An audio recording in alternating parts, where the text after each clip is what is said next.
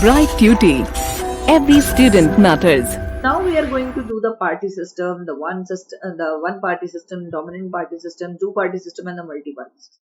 So there are various party systems, but before we do that, I would like to tell you that modern democracies cannot exist without political parties. If political parties are absent, all the candidates in an election will be independent candidate, and they will not be able to make promises about major policy changes, because it is very difficult to just spread the messages of the government policies and promises to the people. So political parties work on that. An independent will be responsible only to their respective constituencies. No one will be responsible for running the government. The formation of government is difficult without political parties because it minimizes their burden as well. The government will not be stable. Now the party system, as I said, single party system, multi-party system, and two-party system. We will do this now.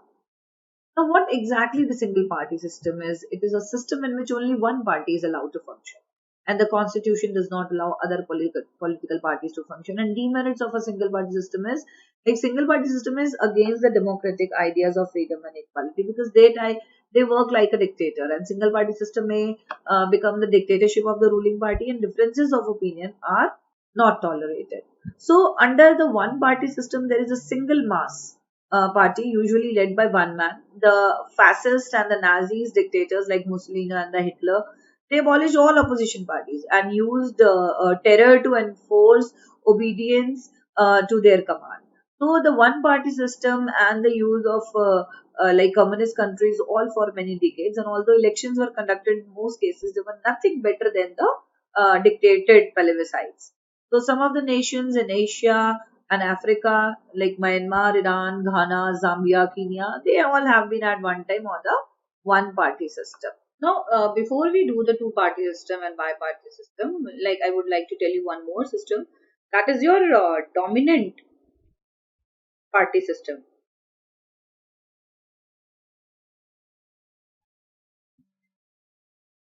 Moisturized Dolger had categorized India's party system as a dominant party. And although India had a multi-party system, so the Congress party dominated Indian political scene without a breakdown between 1947 to 77. Now, Congress ruled for such a long time that this system, many parties completed the political power, yet one party plays such a dominant role, and that is Congress. Now, let's move to the two-party system. Two-party system means where there are two major parties, and most of the seats in the legislature are won by these two parties. Example, USA and Great Britain.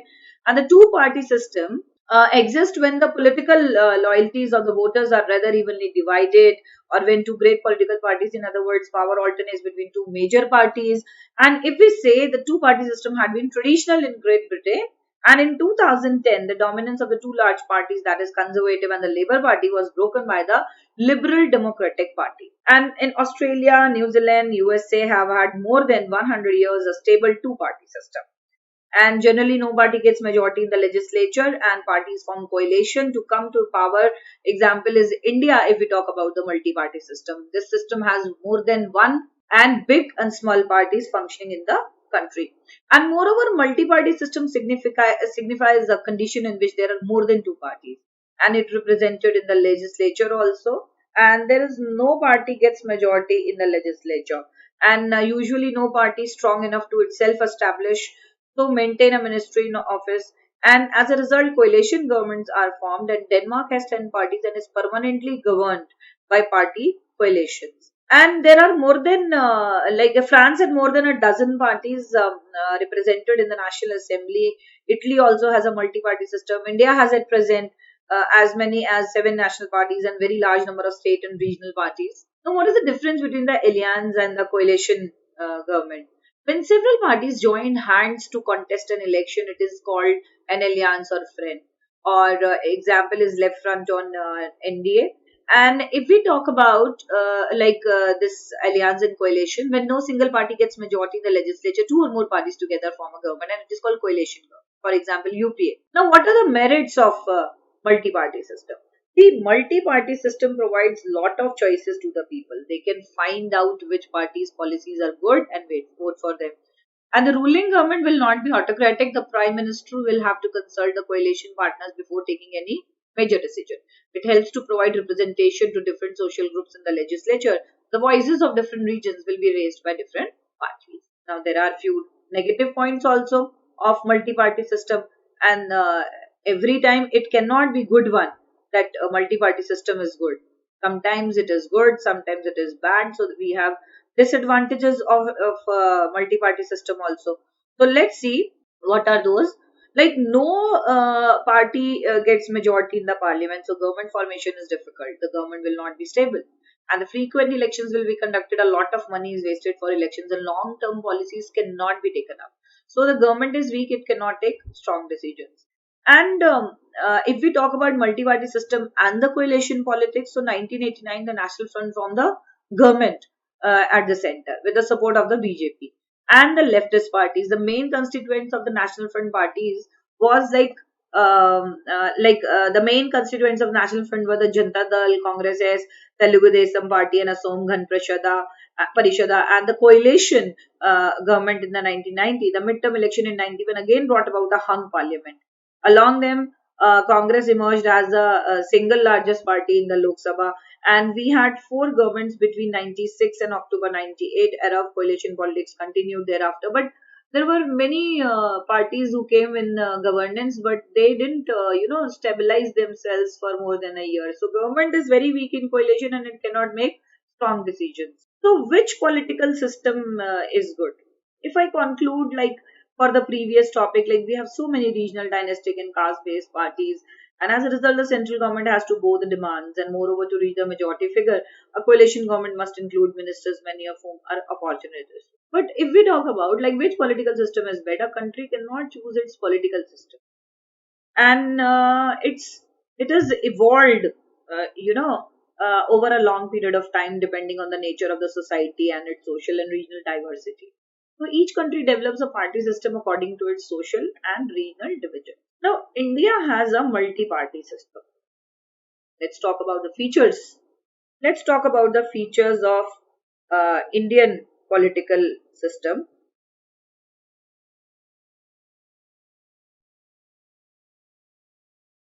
India has multi-party system and huge country with a lot of diversities, and a region has its own culture, language, and traditions, and people of different regions have different political ideas and aspirations. So we have a large number of political parties. But how? Apart from the national parties, there is a large number of state and regional parties in India. So more than 35 parties had a representation in the 16th Lok Sabha, constituted on 4 June 2014. So national parties included the Bharatiya Janata Party, that is BJP, and Indian National Congress INC, Communist Party of India Marxist CPIM, and Communist Party of India, the National Congress Party, Bahujan Samaj Party, which is also a national party. So could not have any representation in the 16th Lok Sabha. As on 8 February 2017, it had 6 members in Rajya Sabha. So among the regional and the state parties have deserved a special mention. All India Arena, Dravid Munendra Kajagam, All India Trinamool Congress, Biju Janata Dal, Shiromani Akali Dal, Shiv Sena, Telugu Desam, Samajwadi Party, Janata Dal United, and Jharkhand Mukti Morcha, Sikkim Democratic Front, Aam Aadmi Party, and Naga People's Front. And in fact, there are some state parties registered with the Election Commission. Now, one more thing I would like to add on here was personality cult. The Indian party system values the role of the leader perhaps too much, and Congress always looked the strength and success in elections to one leader. And be it Jawaharlal Nehru, or if I say Shrimati Indira Gandhi, in 1999, it elected Shrimati Sonia Gandhi as its leader, who was in December 2017, and promoted her son Rahul Gandhi as well. And there were no clear-cut ideologies too. So another feature of the Indian party system is an absence of clear policies and programs. And next is your communalism, and this is not common, which is not a phenomenon confined only to India and countries of Asia. In Germany, Sweden, Denmark, Italy, Switzerland, all there are separate parties for national minorities and Catholics, Protestants, and other similar groups. So what is peculiar about India is even called the secular persons. Now, if we talk about the caste system shapes face of political life. The electoral support of parties is based on the numerous caste, and although most of the caste in communities of Kama, the Reddis, the Lingyas, the Thakurs, the Jars, the Yadavs, Ramans, others have been so many. Like they are all doing their loyalties for like changing their loyalties for a long time. Their capacity of titling, the balance cannot be ruled out. So this is also one of the point and one of the features. Now politics defection and anti-defection acts. We have already stated that parties in India are characterized by the loose discipline. So the MLAs and MPs quite often threaten to quit the party and join some other party also. Like I would like to add on here the difference between the national party and the state party. A party that gets at least 6% of the total votes of Lok Sabha election or assembly election in four states and wins at least four seats in Lok Sabha is considered as national party. And a party which gets at least 6% of the votes in an election of the legislative assembly of a state and wins at least two seats is considered as state party. And it has followed throughout the country. It has a national outlook. It has followed only in one or two states. And state party has a regional outlook. It demands are of the entire nation. And demands are for a particular region as well. Now the recognized political parties.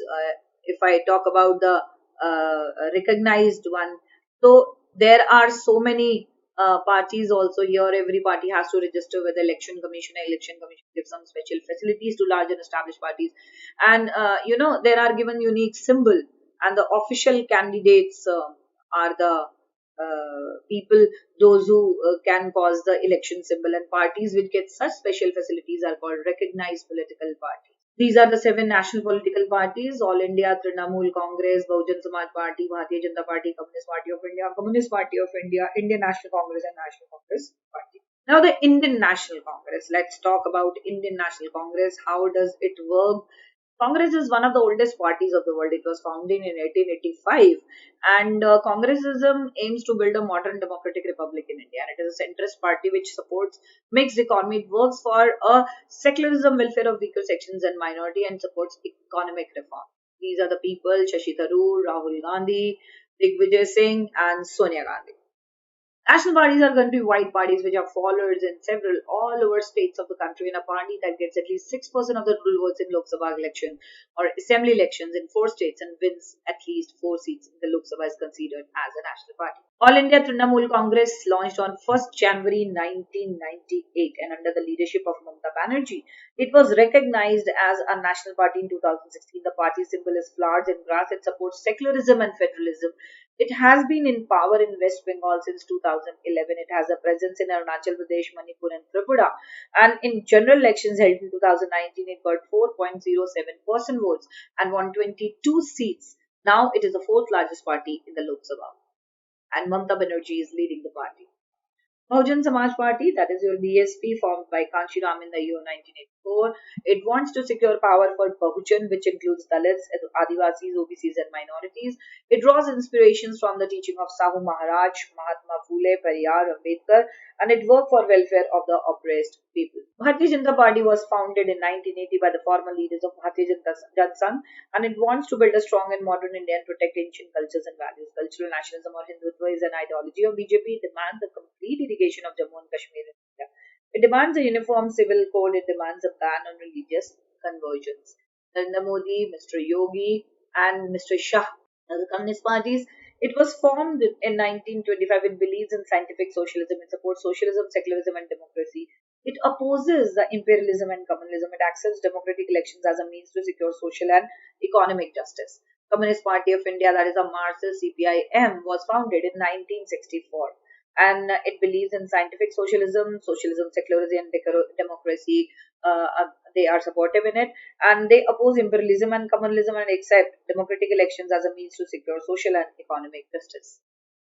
NCP, National Congress Party, formed in 1999 due to a split in the Congress. It supports democracy, Gandhian secularism, equality, social justice, and federalism. It wants only the natural born citizens to hold high offices in government. Now let's talk about the state parties. A state party has influence only one or two states, and a party which gets at least 6% of the votes in an election to the legislative assembly of a state and wins at least two seats is considered as a state party. Now, if I talk about state parties have high significance today. So let's talk. No party is able to get majority in the parliament. No national parties form alliances with state parties to come to power.